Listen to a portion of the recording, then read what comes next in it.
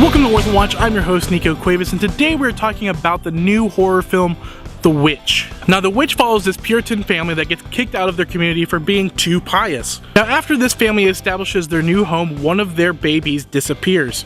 And while the oldest daughter claims that this baby was taken by a wolf, we all know that something else is up. And that is where I'll stop with story bits because I really don't want to spoil it. Honestly, I think this movie is better if you don't see the trailers for this movie.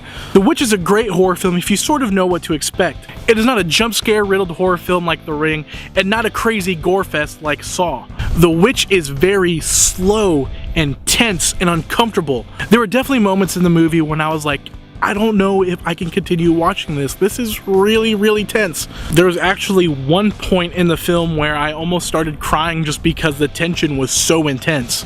But if that sounds like a good time for you, then you're in for a trip. But a heads up for this movie. The dialogue is very, very thick. The movie takes place in the 1630s, so the Old English is very old. And so if you have a hard time keeping up with that thing, you might not enjoy the film. But being unfamiliar with that type of dialect actually helps with the tension and the uncomfortableness of the film. Another warning, there is also some graphic nudity and some very disturbing images.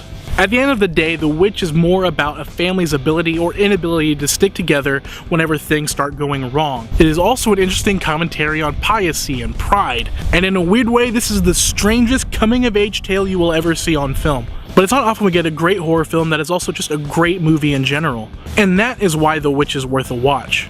Worth one watch. I will never see this movie again. That's because the way this movie is filmed feels so real and natural that whenever you walk out of the theater, it feels like you actually didn't walk out of the theater. It feels like you're still in the movie, which is a terrible thing knowing that there are woods right there. So I'm gonna go inside.